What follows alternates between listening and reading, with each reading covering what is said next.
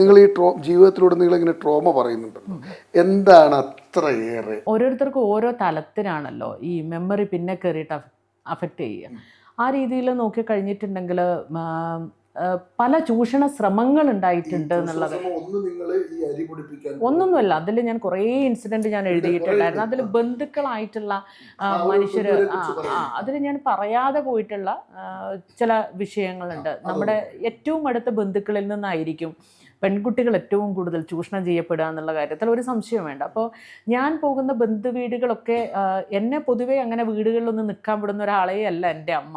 ഭയങ്കര ശ്രദ്ധയിലാണ് അമ്മ ആ രീതിയിലൊക്കെ എന്നെ വളർത്തിയത്. എന്നിട്ട് പോലും എന്നോടങ്ങനെ മോശമായിട്ട് പെരുമാറാൻ ശ്രമിച്ചൊരു മനുഷ്യനുണ്ടായിരുന്നു. അന്ന് എനിക്ക് തീരെ അറിയില്ല, ഇങ്ങനത്തെ കാര്യങ്ങളെക്കുറിച്ച് ഒരു ബോധവും ഇല്ലാത്തൊരു പ്രായമാണ്. പിന്നീട് പക്ഷേ ഞാനത് ഓർത്തെടുത്തപ്പോൾ അതൊരു വലിയ ഇൻസിഡൻ്റ് ആയിരുന്നു. എന്നെ ചൂഷണം ചെയ്തില്ല, പക്ഷെ ആ ഒരു ശ്രമം വളരെ കൃത്യമായിട്ട് അവിടെ നടന്നിട്ടുണ്ടായിരുന്നു. അന്ന് എനിക്കിത് മനസ്സിലായിട്ടേ ഇല്ല. അയാൾ തുണിയില്ലാതെ എൻ്റെ മുന്നിൽ എന്തിനാ നിന്നതെന്ന് പോലും എനിക്ക് മനസ്സിലായിട്ടില്ല. പക്ഷെ എന്നെ ഒന്നും ഉപദ്രവിക്കുന്നതിനേക്കാളും മുന്നേ എനിക്ക് മോശം തോന്നി, ഞാൻ ഇറങ്ങിപ്പോയി. അന്ന് സ്കൂളിലാണ് ഞാൻ പഠിക്കുന്നത്. ബന്ധുവാണ്. പിന്നീട് ഞാൻ ഏതെങ്കിലും ഒരു കല്യാണ വീട്ടിൽ നിന്ന് ഈ മനുഷ്യനെ കാണുമ്പോൾ എനിക്ക് വരയ്ക്കാൻ തുടങ്ങും. ഇങ്ങനെയാണ് ട്രോമ. ഡെവലപ്പ് ചെയ്ത് ഇങ്ങനെ. അപ്പം എൻ്റെ വീട്ടിൽ വരുമ്പോൾ എനിക്കത് ആരോടെങ്കിലും പറയാനുള്ള ഭയമുണ്ട്, അച്ഛനോട് പറയാനുള്ള ഭയം. അങ്ങനെ ഒരു ഫാമിലി സപ്പോർട്ട് എത്രത്തോളം ഇതിന് കിട്ടും എന്നുള്ളൊരു ഇല്ലില്ല. അമ്മ ഇതറിയുന്നത് ഈ അടുത്ത കാലങ്ങളിലാണ്. എഴുതാൻ തുടങ്ങി. എനിക്ക് തോന്നുന്നു ഒരു 2-3 വർഷം മുന്നെയാണ് അമ്മയോടൊക്കെ ഈ വിഷയം ഞാൻ അവതരിപ്പിക്കുന്നത്. അപ്പം എൻ്റെ അനിയത്തി പറഞ്ഞു, അനിയത്തിക്കും ഇതേ അനുഭവം ഉണ്ടായിട്ടുണ്ട്, പക്ഷേ ചൂഷണം ചെയ്യപ്പെട്ടിട്ടില്ല. അപ്പോൾ ഞാനിത് അമ്മയോട് പറയുന്നത് തന്നെ അനിയത്തിയൊന്നും അതിൽ പെട്ടുപോകരുത് എന്നുള്ള ഒരു ഘട്ടത്തിലാണ് പറയുന്നത്. അപ്പോൾ എൻ്റെ വീട്ടിൽ വരുമല്ലോ, ബന്ധുവല്ലേ. അപ്പോൾ ഈ വീട്ടിൽ വരുമ്പോൾ പടിയുമിലൊക്കെ നിൽക്കുമ്പോൾ നമുക്ക് അടുത്തേ കൂടെ പോവാൻ പോലും ഭയമാണ്. പിന്നീട് ആ വീട്ടിലൊരു പരിപാടിക്ക് വിളിക്കുമ്പോൾ നമുക്ക് പോവാൻ ഭയമാണ്. ഇങ്ങനെയാണ് ആ ട്രോമ വർക്കൗട്ട് ചെയ്യുക. ഇത് നമ്മളെ കാലാകാലങ്ങൾ നമ്മളെ പിന്തുടർന്നുകൊണ്ടേയിരിക്കും. ഇത് വലിയ തോതിൽ നമ്മുടെ ഉള്ളിലൊരു ഇൻസെക്യൂരിറ്റി ഉണ്ടാക്കും. നമ്മുടെ ട്രസ്റ്റിന് പ്രശ്നം വരും, ആളുകളെ വിശ്വസിക്കുന്നതിൽ പ്രശ്നം വരും. എപ്പോഴും ഒരു ചിതറലാണ്. നമുക്ക് ആളുകളെ നമ്മൾ കൂടുതൽ വിശ്വസിക്കുമ്പോൾ, അടുത്ത് ഇടപഴകുമ്പോൾ ഒക്കെ അതൊരു 100% എത്താത്തൊരു സാഹചര്യം ഉണ്ടാവും. ഇങ്ങനെ ആയിരിക്കുമോ എന്ന് പറയുന്നൊരു അവസ്ഥയുണ്ടല്ലോ. അതിങ്ങനെ പല ഇൻസിഡൻറ്റിൽ കൂടെ ഇങ്ങനെ ഡെവലപ്പ് ചെയ്ത് വന്ന് ആർക്കും ഹീൽ ചെയ്യാൻ പറ്റാത്ത ഒരു മുറിവായിട്ടുള്ളിൽ കിടക്കുന്നുണ്ട്. ചിലപ്പോൾ നമ്മൾ വിചാരിക്കും നമ്മൾ ഏറ്റവും നന്നായിട്ട് നമ്മുടെ ട്രോമയെ പാമ്പർ ചെയ്യാൻ പറ്റുന്ന ഒരു മനുഷ്യനോടായിരിക്കും എനിക്ക് ഈ ലോകത്ത് ഏറ്റവും അഗാധമായിട്ടുള്ള പ്രണയം ഉണ്ടാവാൻ തോന്നുന്നു. കാരണം ആരെങ്കിലും വന്ന ഒരു മുറിവുണക്കണേ എന്ന്. അങ്ങനെ മുറിവുണക്കാൻ ഒരാളുണ്ടായോ? ഇല്ല, തീർച്ചയായിട്ടും ഉണ്ടായിട്ടില്ല. ഈ ഉടൽ ആണ് നിങ്ങൾ പറയുമ്പോഴെല്ലാം ഒരു ഉടലുമായി ബന്ധപ്പെട്ടിട്ടാണ്. അങ്ങനെ ഉടലിനെ അങ്ങനെ ആ ലെവലിൽ ചിന്തിക്കാൻ ഒരു ബോധം, ആ ഒരു ചിന്ത വന്നു തുടങ്ങുന്നത് ഏത് പ്രായത്തിലാണ്, എങ്ങനെയാണ് അത് വരുന്നത്? അതൊക്കെ ഒരുപാട് വർഷമൊന്നും ആയിട്ടില്ല. ഞാൻ ആ ഒരു ധൈര്യത്തിലേക്ക്, അല്ലെങ്കിൽ എനിക്ക് പറയാനുള്ള അഭിപ്രായങ്ങളെ, ഞാൻ ഇടപെടുന്ന ഇടങ്ങളെ, എനിക്കൊരു പെൺശരീരമുണ്ട് എന്ന് വിചാരിച്ചിട്ട് അതിനൊരു ബാരിയർ വെക്കേണ്ട ഒരു കാര്യവുമില്ല എന്നുള്ള രീതിയിലേക്ക് ഞാൻ വളർന്നിട്ട് കുറച്ച് കാലമേ ആയിട്ടുള്ളൂ. ഒരു വിതിൻ 5 years അത്രേ ആയിട്ടുള്ളൂ. പെൺശരീരത്തിന് ബാരിക്കേഡ് ആവശ്യമില്ല. ഒരു പെൺശരീരമായതുകൊണ്ട് ഞാൻ ഈ ഒരു ശരീരത്തെ പരിമിതിയായി കാണേണ്ട ആവശ്യകത ഇല്ല എന്ന് ഞാൻ മനസ്സിലാക്കി തുടങ്ങിയിട്ട് കുറച്ച് കാലമേ ഉള്ളൂ. അതിൻ്റെ കാരണം സോഷ്യൽ മീഡിയ. കാരണം എന്തെഴുതി കഴിഞ്ഞിട്ടുണ്ടെങ്കിലും എൻ്റെ ശരീരമായിട്ടായിരിക്കും കൂട്ടിക്കെട്ടുക. അഭിപ്രായം പറയുന്ന എല്ലാ സ്ത്രീകളെയും പെൺശരീരം വെച്ചിട്ടായിരിക്കും കൂട്ടിക്കെട്ടുക. ഇപ്പോൾ ഞാൻ ഇന്നലെ ഒരു ഫോട്ടോ ഇട്ടിട്ടുണ്ടായിരുന്നു. ആ ഫോട്ടോയുടെ കീഴിൽ വന്നിട്ടുള്ള തെറികളും വൃത്തികേടുകളും മുഴുവൻ മെജോറിറ്റി എൻ്റെ ശരീരവുമായി കൂട്ടിക്കെട്ടിയിട്ടുള്ളതാണ്. നീ അങ്ങനെയല്ലേ, എത്ര പേരുടെ കൂടെ പോയി, ഇങ്ങനത്തെ. എന്നുവെച്ചാൽ ഇതൊക്കെ സ്ത്രീയുടെ ശരീരവുമായിട്ട് മാത്രം ബന്ധപ്പെട്ടിട്ടുള്ള ഒരു സാധനം പോലെയാണ് ചർച്ച ചെയ്യുന്നത്. ഒരു സ്ത്രീ അത് നമ്മൾ അങ്ങനെ നടക്കുന്നത് കൊണ്ടോ, അല്ലെങ്കിൽ അങ്ങനെ നടക്കുന്നത് നമ്മുടെ അങ്ങനെ നടന്നാൽ അതെൻ്റെ സ്വാതന്ത്ര്യമാണ്. ഇനി അങ്ങനെ നടന്നു കഴിഞ്ഞാൽ അതിനെക്കുറിച്ച് സമൂഹം ചർച്ച ചെയ്യേണ്ട ഒരു വിഷയവും ഒരു ചിത്രം, ഒരു ഫോട്ടോ പോസ്റ്റ് ചെയ്യുമ്പോൾ ഇല്ല. അപ്പോൾ എന്തുകൊണ്ടായിരിക്കും ആളുകൾ ശരീരത്തെ ചുറ്റിപ്പറ്റി വൃത്തികേട് പറയാൻ ആഗ്രഹിക്കുന്നത്?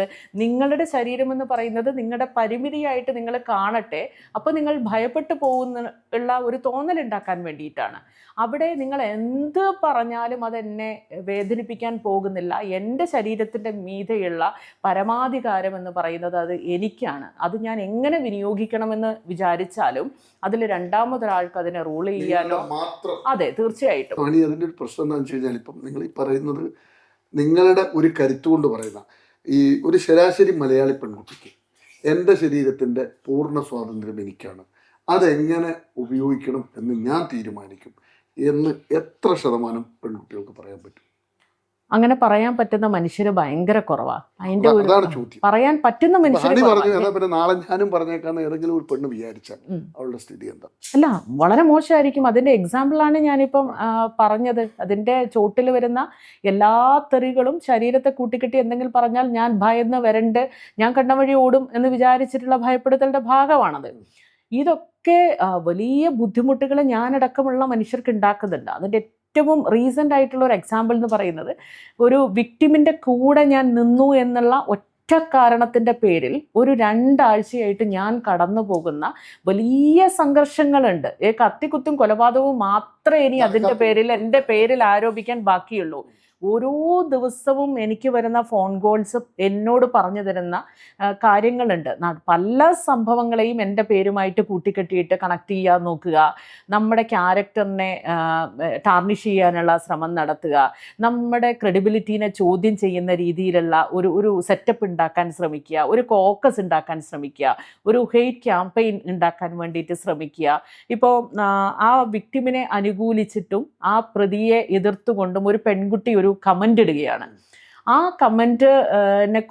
കമൻറ്റിനെ അത് കണ്ടിട്ട് ഒരാൾ വിളിക്കുകയാണ്, സ്ഥലത്തെ പ്രധാന ഫെമിനിസ്റ്റുകളിൽ ഒരാൾ വിളിച്ചിട്ട് ആ സ്ത്രീയോട് പറയുകയാണ്, ഇത് എന്തുകൊണ്ടാണ് നിങ്ങൾ കമൻ്റ് ഇട്ടെന്ന് ചോദിച്ചപ്പോൾ അവർ പറയുകയാണ്, വ്യക്തമായിട്ടുള്ള തെളിവുകളുടെ അടിസ്ഥാനത്തിൽ തന്നെയാണ് ഞാനിങ്ങനെ അപ്രതിക്കെതിരെ ഞാൻ ഒരു കമൻ്റ് ഇട്ടതെന്ന് പറയുമ്പോൾ ചോദിക്കുന്നുണ്ട്, നിങ്ങൾ എപ്പോഴാണ് ഇതിട്ടത് എന്നൊക്കെ ചോദിക്കുമ്പോൾ ഞങ്ങളെല്ലാവരും അടുത്തുണ്ട്, ഹണിയുണ്ട്, മറ്റുള്ളവരുണ്ട് എന്നൊക്കെ പറയുക.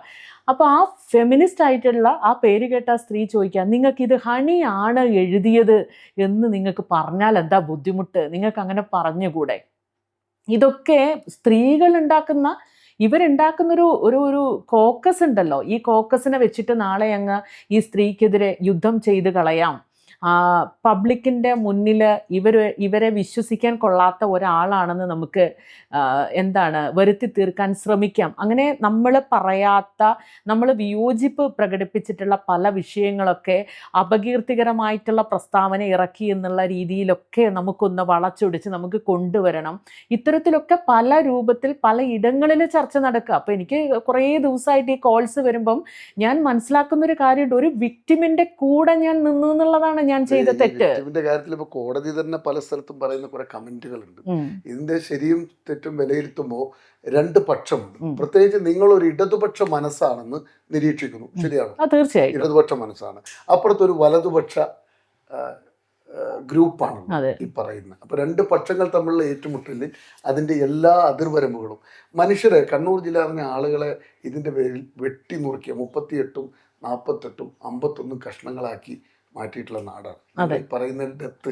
നിങ്ങൾ കാണുന്നതിനപ്പുറത്തേക്ക് ക്ലാസ് മുറിയിൽ അധ്യാപകനെ വെട്ടിക്കൊല്ലുക, മാതാപിതാക്കളുടെ മുന്നിൽ വെച്ച്, കുട്ടികളുടെ മുന്നിൽ വെച്ച് അധ്യാപകൻ മകനെ വെട്ടിക്കൊല്ലുക, കുത്തുറവ് നിങ്ങൾക്കറിയാം. ഇനി അപ്പുറം പോയിക്കുക ഭർത്താവിനെ ഭാര്യയുടെ മുന്നിൽ വെച്ച്. ഇതൊക്കെ ചെയ്ത നാടാണ്. 2 പക്ഷമാകുമ്പോൾ ആ പക്ഷത്ത് ഒരു പക്ഷത്താണ് നിങ്ങൾ നിലയുറപ്പിച്ചത്.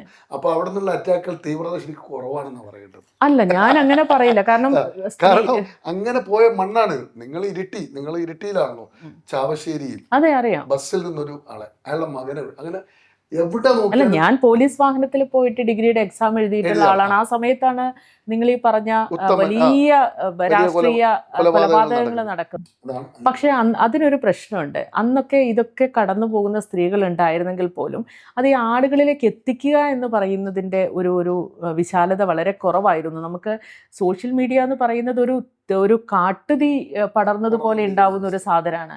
അവിടെ നമ്മളൊരു നുണ എഴുതിയാലും അതിന് വലിയ ഇമ്പാക്റ്റ് സൃഷ്ടിക്കാൻ വേണ്ടി ശ്രമിക്കും എന്നുള്ളതാണ്. അപ്പോൾ ഞാനിപ്പം ഈ ഇൻ്റർവ്യൂവിൻ്റെ ആമുഖത്തിൽ തുടങ്ങിയതുപോലെ ഒരു രാഹുൽ മാങ്കൂട്ടത്തിൻ്റെ വിഷയത്തിൽ ഇടപെടുമ്പോൾ എനിക്ക് കൃത്യമായ ബോധ്യങ്ങളുടെ അടിസ്ഥാനത്തിലാണ് ഞാൻ സംസാരിക്കുന്നത്. കവിത എത്ര കവിതകൾ എഴുതിയിട്ടുണ്ട്? ഞാനൊരു 400-ൽ കൂടുതലുണ്ട്. 400-ലേറെ അത് കണ്ടു ഞാൻ ചോദിച്ചത് തന്നെയാണ്. പുസ്തകങ്ങൾ 20. അതെ. 400 കവിത എഴുതിയ ഒരാളെ പേരടിക്കുമ്പോൾ വരുന്നത് രാഹുൽ മാങ്കൂട്ടമാണ്. അതെ ഒരു കവിയിൽ നിന്ന്, അതെ ഒരു എഴുത്തുകാരിയിൽ നിന്ന്, അതെ ഒരു സോഷ്യൽ മീഡിയ വിവാദ നായികയായിട്ടാണ് ആ നിങ്ങൾ രൂപാന്തരപ്പെട്ടിരിക്കുന്നത്. ഇനി ഒരു ചോദ്യം, ഈ +2 വരെ ഈ എടൂർ സ്കൂളിലാണ്, ഗ്രാമീണ പശ്ചാത്തലത്തിൽ നല്ല സ്ഥലത്തിൽ പഠിച്ചു. ഈ +2 വരെ ഉണ്ടായ ഈ അനുഭവങ്ങൾ, ഈ ബന്ധുക്കളുടെ അനുഭവം, അരി പിടിക്കാൻ പോയപ്പോൾ ഉണ്ടായ അനുഭവം, സ്കൂളുകൾ ക്ലാസ് മുറികളിൽ നിന്നും വല്ല അനുഭവങ്ങളും ജീവിതത്തിൽ ഉണ്ടായിട്ടുണ്ട്? ഇല്ല, എനിക്കൊരിക്കലും എൻ്റെ സ്കൂളിൻ്റെ ആ ഒരു പരിമിതിക്കുള്ളിൽ നിന്ന് അത്തരത്തിലുള്ള ഒരു ചൂഷണ ശ്രമങ്ങളോ. +2 വരെ പ്രണയം ഉണ്ടായിരുന്നു? +2 എനിക്ക് സ്കൂൾ കാലത്ത് എനിക്കൊരു പ്രണയം ഉണ്ടായിട്ടുണ്ട്. ഞാൻ മാതൃഭൂമിയിലാന്ന് തോന്നുന്നു അതിന് ഒരു തവണ എഴുതിയിട്ടുണ്ടായിരുന്നു. അത് പക്ഷേ എൻ്റെ സ്കൂളിൽ പഠിച്ച ആളൊന്നുമല്ല. ഞാൻ ഒരു എന്താ പറയുക, നമ്മുടെ ഇടത് രാഷ്ട്രീയ പശ്ചാത്തലമുള്ള ഒരു കുടുംബത്തിൽ ഞാൻ ട്യൂഷന് പോകുന്ന ഒരു സമയത്ത് ഞാൻ ആദ്യം കാണുന്ന ഒരു ചെഗുവേരയുടെയൊക്കെ ഒരു ചിത്രം വെച്ചൊരു വീട് എന്ന് പറയുന്നതൊക്കെ അതായിരുന്നു. അപ്പോൾ അവിടെ പഠിക്കാൻ വന്നവരുടെ ഒരു ബന്ധുവായിട്ടുള്ള ഒരു പയ്യനാണ്. അപ്പം ഭയങ്കര ജെന്റിൽമാൻ ആയിട്ടുള്ള ഒരാൾ. എൻ്റെ ഒരു കൺസെപ്റ്റ് എന്ന് പറയുന്നത്, എനിക്ക് ചില കണക്ട് ചെയ്യാൻ പറ്റുന്ന ചില സംഭവങ്ങളുണ്ട്. കുറച്ചൊക്കെ പൊതുവിഷയങ്ങളുമായിട്ട് സംസാരിക്കാനും പറ്റുക. പിന്നെ ഞാൻ എപ്പോഴും ഈ രാഷ്ട്രീയ ചർച്ചകളൊക്കെ ഉണ്ടായിരുന്ന ഒരു വീട്ടിൽ നിന്നുള്ളൊരു സ്കൂളിൽ പഠിക്കുന്ന കാലത്ത് എൻ്റെ വീട് അങ്ങനെ രാഷ്ട്രീയപരമായിട്ടുള്ള കുറേ മീറ്റിങ്ങുകൾക്കും അങ്ങനെയൊക്കെ സാക്ഷ്യം വഹിച്ചിട്ടുള്ള ഒരു വീടാണ്. പാർട്ടി മീറ്റിങ്ങുകളും ഭയങ്കര സ്വകാര്യമായിട്ടുള്ള ചർച്ചകളും. ആ സമയത്ത് ഞങ്ങളെയൊക്കെ തറവാട്ടിലേക്ക് അയച്ച് ചുറ്റും പന്തൽ കെട്ടി മറച്ച് വീട്ടിലെ സ്ത്രീകളെയൊന്നും വീട്ടിൽ നിർത്താണ്ട്, ഇതൊന്നും കേൾക്കാൻ പാടില്ലാത്തത് കൊണ്ട് ഭക്ഷണമൊക്കെ രാത്രി ഉണ്ടാക്കി അവിടെ തന്നെ ബെഞ്ചുമിലും അല്ലല്ല, ഇടത് രാഷ്ട്രീയമായിട്ട് ബന്ധപ്പെട്ടിട്ടാണ്. കോർ കമ്മിറ്റി ചർച്ചകളായിരുന്നു ആയിരിക്കണം. കുട്ടിക്കാലായതുകൊണ്ട് അതിന്റെ വലിയ ഇത് എനിക്കറിയില്ല. അപ്പം നമ്മൾ ഇങ്ങനെ വന്നിട്ടുള്ള ഒരാളായതുകൊണ്ട് അങ്ങനെ ഒരു വീട്ടിൽ അങ്ങനെ രാഷ്ട്രീയമൊക്കെ പറയുന്ന ഒരു പയ്യനെ കണ്ട്, അയാൾ വലിയ വായനക്കാരനും നല്ല പഠിപ്പിച്ചിട്ടും ഒക്കെ ആയിട്ടുള്ള ഒരു മനുഷ്യനെ കണ്ടപ്പോൾ അന്ന് പക്ഷെ അത് പ്രേമമാണെന്ന് പോലും എനിക്ക് മനസ്സിലായിട്ടില്ല കേട്ടോ. ഒരു 8-9 ഭയങ്കരമായ ഇഷ്ടം. വേറെ ആരെങ്കിലും ഓനെ നോക്കുന്നുണ്ടെങ്കിലും എനിക്ക് പ്രശ്നമായിരുന്നു. അതുകൊണ്ടാണ് എനിക്ക് പിന്നീട് മനസ്സിലായത് ഇത് പ്രേമമാണെന്ന്. അപ്പോൾ ഇതെന്താണെന്നുള്ളതൊന്നും വലുതായിട്ട് മനസ്സിലാവേണ്ട ഒരു പ്രായമൊന്നും ആയിട്ടില്ല. പക്ഷെ ഒരു 10ാം ക്ലാസ്സിലൊക്കെ എത്തിക്കഴിഞ്ഞപ്പോഴത്തേക്ക് എനിക്ക് അയാളോടുള്ളത് കട്ടപ്രേമമാണെന്ന് എനിക്ക് മനസ്സിലാവുന്നുണ്ട്. ഇയാൾക്കൊട്ട് ഇത് മനസ്സിലാവുന്നുമില്ല എന്നുള്ളതായിരുന്നു എൻ്റെ വലിയ പ്രശ്നം. പക്ഷെ എന്നെ ഞെട്ടിച്ച കാര്യം എന്ന് പറഞ്ഞിട്ടുണ്ടെങ്കിൽ, പിന്നീട് ഞാൻ പുള്ളി അവിടുന്ന് പഠിത്തം അവസാനിപ്പിച്ച് ആ വീട്ടിൽ നിന്ന് പഠിക്കുകയായിരുന്നു. അവിടുന്ന് പിന്നെ ഹയർ എഡ്യൂക്കേഷന് പോയി. ഞാൻ പിന്നീട് വഴിതെറ്റി ബാംഗ്ലൂരിൽ പഠിക്കാൻ പോയി. അപ്പോഴും ആ വഴിയിലെത്തുമ്പോൾ ഇയാളെ എങ്ങനെയെങ്കിലും കണ്ടിരുന്നെങ്കിൽ എന്നൊക്കെ ആഗ്രഹിച്ചിരുന്നു. പക്ഷേ ഈ ചങ്ങായിക്ക് എനിക്ക് ഓർമ്മയുണ്ട്, പുള്ളിയുള്ള സമയത്ത് ട്യൂഷൻ ക്ലാസ്സിൽ പോകുമ്പം കുളിച്ച് മറ്റേ തുളസിക്കതിരൊക്കെ തൊട്ട് ഭയങ്കര ഇവൻ എങ്ങനെയെങ്കിലും എന്നെ ശ്രദ്ധിക്കണം എന്നുള്ളതാണ്. പക്ഷെ മൂപ്പര് ഒരു ദിവസം എന്തോ പറഞ്ഞ് പുള്ളിയുടെ പുസ്തകത്തിൽ എന്തോ ചിത്രം വരയ്ക്കുക എന്തോ ചെയ്ത് എൻ്റെ കൈവിൽ പിടിച്ച് തിരിച്ചെൻ്റെ വള പൊട്ടിച്ച് കരഞ്ഞുകൊണ്ട് പോയതും ഇതൊക്കെ കുറേ ഇൻസിഡൻസ് എൻ്റെ മെമ്മറിയിലുണ്ട്. പക്ഷേ എന്നെ ഞെട്ടിച്ചൊരു കാര്യം, എൻ്റെ വിചാരം പിന്നെ പുള്ളി എന്നെ തിരിഞ്ഞു നോക്കിയില്ല, എൻ്റെ പ്രണയം റെക്കഗ്നൈസ് ചെയ്തില്ല. അതിനുശേഷം ഞാൻ പിന്നീട് മൂപ്പരുടെ അനിയത്തിൻ്റെ എന്തോ കല്യാണം വിളിക്കാനൊക്കെ വീട്ടിൽ വരുമൊക്കെ ചെയ്യുന്നുണ്ട്. ഒരു ദിവസം വളരെ യാദൃശ്ചികമായിട്ട് ഞാൻ ബസ് സ്റ്റോപ്പിൽ വെച്ച് കാണുന്നു. ആ സമയത്ത് തന്നെ ഞാൻ മിണ്ടാൻ ശ്രമിക്കുമ്പോൾ എനിക്ക് കയറേണ്ട ബസ് വന്ന് നിൽക്കുന്നു. ഒന്ന് നോക്കുക മാത്രം ചെയ്ത് ഞാൻ കയറിപ്പോകുന്നു. അന്നൊരു പക്ഷേ മൂപ്പരെ കണ്ടിരുന്നെങ്കിൽ എൻ്റെ ജീവിതത്തിൻ്റെ ഗതിയും മാറിപ്പോകുമായിരുന്നു. ഇന്ന് അദ്ദേഹം നല്ല ഉദ്യോഗസ്ഥനായിട്ട് ഗവൺമെൻറ് എംപ്ലോയി ആയിട്ട് വർക്ക് ചെയ്യുന്നുണ്ട്. നല്ല ഗൃഹനാഥനായിട്ട് മുൻപോട്ട് പോകുന്നുണ്ട്. പക്ഷെ അതിലുള്ള ഒരു സംഭവം എന്ന് വെച്ചിട്ടുണ്ടെങ്കിൽ, വീണ്ടും കുറേ വർഷങ്ങൾക്ക് ശേഷം സോഷ്യൽ മീഡിയയിൽ നിന്ന് ഇദ്ദേഹം എൻ്റെ ചാറ്റ് ബോക്സിൽ വരിക. അപ്പോൾ എനിക്ക് ഗൂഗിളിലുള്ള സംഭവങ്ങളോ എന്തായിരുന്നു അന്ന് വേറെന്തോ ഒരു ഓർക്കൂട്ടൊന്നും എനിക്കുണ്ടായിരുന്നില്ല. ഞാൻ ആദ്യം ഉപയോഗിക്കുന്ന ഒരു സോഷ്യൽ സംവിധാനം എന്ന് പറയുന്നത് ഫേസ്ബുക്കാണ്. അപ്പം ഞാൻ അതിൽ വന്ന സമയത്തും ഒക്കെ ഇദ്ദേഹത്തിന് ഇങ്ങനെ എന്തായി പുള്ളിയുടെ ജീവിതം എന്നുള്ളത് ഞാൻ സെർച്ച് ചെയ്യുന്നുണ്ട്, കണ്ടെത്താൻ പറ്റുന്നില്ല. ഒരു വാലന്റൈൻസ് ഡേക്ക് തൊട്ട് മുൻപ് ഒരു ദിവസം പുള്ളി നേരിട്ട് ഇങ്ങോട്ട് വന്ന് മിണ്ടുമ്പോൾ ഇയാൾ എൻ്റെ പ്രേമത്തിനെ തിരിച്ചറിഞ്ഞില്ലല്ലോ. ആ ധാർഷ്ട്യം എന്നല്ല, ആ കോൺഫിഡൻസിൽ ഞാൻ പറയുകയാണ്, ഞാൻ എങ്ങനെ നിങ്ങളെ മറന്നു പോകാനാ, എനിക്ക് നിങ്ങൾ അസ്ഥിക്ക് പിടിച്ച പ്രണയമായിരുന്നില്ലേ എന്ന് പറയുമ്പോൾ അയാൾ തിരിച്ചു പറഞ്ഞ മറുപടിയാണ് എന്നെ ഞെട്ടിച്ചത്. എൻ്റെ ആദ്യത്തെയും അവസാനത്തെയും പ്രണയം നീ തന്നെയായിരുന്നു എന്ന് പറയുന്നത്. അത് പറയാൻ വേണ്ടി അദ്ദേഹം പെങ്ങളുടെ കല്യാണം വിളിക്കാൻ എൻ്റെ വീട്ടിൽ വന്നു. അപ്പോൾ ജാതി വ്യത്യാസം ഉണ്ടായിരുന്നൊരു സമയം, അന്നൊക്കെ അത് വലിയ പ്രശ്നമാണല്ലോ. അപ്പോൾ ആളുടെ വിചാരം ഒരു ജോലി ഇല്ലാതെ വന്ന് പെണ്ണ് ചോദിച്ചാൽ ഭൂകമ്പം എൻ്റെ വീട്ടിലുണ്ടായേക്കും, അപ്പൊ ഗവൺമെന്റ് ജോലി വാങ്ങിച്ച് PSC എഴുതി ജോലിയൊക്കെ വാങ്ങിച്ച് അന്തസ്സായിട്ട് പിടിച്ചിട്ട് പോകണം. അവന്റെ വീട്ടുകാർക്ക് എന്തായാലും ബുദ്ധിമുട്ടുണ്ടാവില്ല. പിന്നെ എനിക്കൊരു പ്രണയം തോന്നിയിട്ടെങ്കിൽ ഞാൻ പിന്നെ കയറ് പൊട്ടിച്ചായാലും ഞാൻ പോകും എന്നൊക്കെയുള്ള ഒരു വിശ്വാസത്തിലൊക്കെ മൂപ്പർ അതുവരെ കാത്തു നിന്നു. അന്ന് കല്യാണം വിളിക്കാൻ വീട്ടിൽ വന്നപ്പോൾ എന്നോട് പറയാമെന്ന് വിചാരിച്ചപ്പോൾ വീട്ടിൽ ആളുണ്ടായിരുന്നില്ല. അപ്പൊ കൂട്ടത്തിലുള്ള ഒരുത്തൻ എൻ്റെ അടുത്ത് പ്രേമം ഉണ്ടായിരുന്നു, എൻ്റെ കൂടെ കല്യാണം വിളിക്കാൻ വന്നയാൾ, അയാളായിരുന്നു ഇതിലെ വില്ലൻ. അപ്പൊ മൂപ്പര് വെറുതെ കളവ് പറഞ്ഞു, ഹണീന്റെ കല്യാണം ഉറപ്പിച്ചു എന്ന്. അപ്പൊ എന്നേക്കുമായിട്ട് അത് വേണ്ടാന്ന് വെച്ചിട്ട് പോവുകയാണ്. പിന്നീട് എന്നെ ബസ് സ്റ്റോപ്പിൽ വെച്ച് അന്ന് കണ്ടപ്പോൾ മിണ്ടാൻ പറ്റാതായിപ്പോയല്ലോ. അന്നും പുള്ളി ഇത് പറയണമെന്ന് വിചാരിച്ച് വന്നിട്ടുണ്ടായിരുന്നു. പിന്നെ ഇവിടെ വെച്ചും കണ്ടില്ല. പുള്ളി പിന്നെ ഒരു വാശിയിലൊക്കെ ആയിരുന്നു. വീട്ടുകാർ മാത്രം എന്താണ് ആലോചിച്ചൊരു കല്യാണം നിശ്ചയിക്കുകയും അതിലേക്ക് പോവുകയൊക്കെ ചെയ്തത്. +2 കഴിഞ്ഞ ബാംഗ്ലൂരിലേക്ക് ചെക്ക് ചെയ്തു. ഞാൻ ഡിഗ്രി കഴിഞ്ഞിട്ട് നേരെ ഒരു മാസം പോലും ഇവിടെ ഡീപോൾ കോളേജിലായിരുന്നു. അത് മനോഹരമായിരുന്നു. പക്ഷെ ആ സമയത്തൊക്കെ എൻ്റെ വീട്ടിൻ്റെ ഒരു സാഹചര്യം നേരത്തെ പറഞ്ഞതുപോലെ ഞാൻ കുറച്ചുകൂടെ വളർന്നു, എനിക്ക് കാര്യങ്ങൾ മനസ്സിലായി തുടങ്ങി.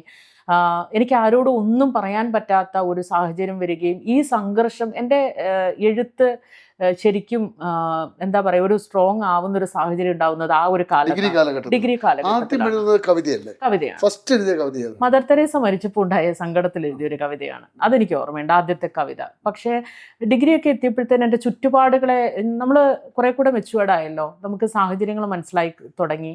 നമ്മൾ ഇനി പഠിക്കാൻ ചിലപ്പം വിട്ടേക്കില്ല എന്ന് തോന്നി തുടങ്ങി. ഏതെങ്കിലും ഒരാളുടെ വീട്ടിൽ പോയിട്ട് പാത്രം കഴുകുക എന്നുള്ളതായിരിക്കും ഇനി എൻ്റെ ഭാവി എന്ന് തോന്നി തുടങ്ങി. ഡിഗ്രിക്ക് പഠിച്ചുകൊണ്ടിരിക്കുന്ന സമയത്ത് ആലോചനകൾ വന്നു തുടങ്ങി. എന്നെ +2 സമയത്താണ് എനിക്ക് ആദ്യം പെണ്ണ് കാണാൻ വരുന്നത്. ഒരു കല്യാണത്തിന് പോയിട്ട് ഞാൻ തിരിച്ചു വരുമ്പോൾ വീട്ടിൻ്റെ അടുത്തൊരു പൊള്ളൽ ചികിത്സ നടത്തുന്ന ഒരു വീടുണ്ട്. അപ്പൊ ഞാൻ കുറെ ആൾക്കാർ ഒരു ജീപ്പിൽ പോണ കാണുന്നുണ്ട്. അപ്പൊ അവരെന്നെ ചൂണ്ടി എന്തോ പറയുകയും ചെയ്യുന്നു. അന്ന് എനിക്ക് 18 വയസ്സായിട്ടില്ല. ഞാൻ വീട്ടിലെത്തുമ്പോഴത്തേന് ഇതേ ആൾക്കാർ വീട്ടിൽ വരുന്നു, അമ്മ പറയുന്നു നിന്നെ പെണ്ണ് കാണാൻ ഒരാൾ വന്നിട്ടുണ്ടെന്ന് പറയുന്നു. എനിക്കിത് ഭയങ്കര തമാശയായിട്ട് ഫീൽ ചെയ്യുന്നു. പിന്നെ ഞാൻ പക്ഷെ അധികം ആൾക്കാർക്ക് കാണാൻ നിന്ന് കൊടുത്തിട്ടില്ല. ഞാൻ എതിർത്തപ്പോൾ ഭയങ്കര പ്രശ്നങ്ങളുണ്ടായി. എനിക്ക് മുന്നോട്ട് എങ്ങനെയും ഞാൻ പഠിക്കും, ആരെന്നെ പഠിപ്പിച്ചിട്ടില്ലെങ്കിലും ലോൺ എടുത്തായാലും ശരി ഞാൻ പഠിക്കും, അല്ലെങ്കിൽ ഞാൻ നാട് കടന്നിട്ടായാലും ഞാൻ പുറത്തേക്ക് പോയിട്ട് വേറെ സ്റ്റേറ്റിലേക്ക് പോയിട്ടാണെങ്കിലും എന്തെങ്കിലും ജോലി ചെയ്യും, മുൻപോട്ട് പഠിക്കും. അത് ഒരുപാട് സഹിക്കേണ്ടി വന്നു എന്നുള്ളതാണ്. അതൊക്കെ പറയുമ്പോൾ ഒരുപാട് എന്താണ് ഉപദ്രവങ്ങൾ ശാരീരികമായിട്ടും ഏൽക്കേണ്ടി വന്നിട്ടുണ്ട് എനിക്ക്. ഇല്ല, അമ്മയാണ് ഞങ്ങളുടെ ഒരു വെളിച്ചം എന്ന് പറയുന്നത് എല്ലാ കാലത്തും. കല്യാണം കഴിപ്പിക്കണം എന്ന് പറഞ്ഞിട്ടാണോ എന്താണ്? അന്നത്തെ ഒരു കാലത്ത് മക്കളെ അടിക്കുക എന്നൊക്കെ പറയുന്നത് ഒരു റുട്ടീൻ പോലെ, അവരുടെ അവകാശവും കൂടിയാ. അത് വളരെ കൃത്യമായിട്ട് എല്ലാ വീടുകളിലും നടന്നു പോകുന്ന, മിക്കവാറും വീടുകളിലും നടന്നു പോകുന്ന ഒരു സംഭവമായിരുന്നു. കല്യാണത്തിന് സമ്മതിച്ചിട്ടില്ലെങ്കിൽ നിനക്ക് എന്താ പ്രേമമുണ്ടോ എന്ന് ചോദിക്കുക, അങ്ങനെയൊക്കെയുള്ള. ഇല്ല, എന്നെ കൊന്നു കളഞ്ഞാലും ശരി ഞാൻ കല്യാണത്തിന് സമ്മതിക്കില്ല എന്നുള്ളത് എന്റെ വീട്ടിൽ ഉറപ്പായിരുന്നു. ഒരു ചോദ്യം ചോദിച്ചോട്ടെ?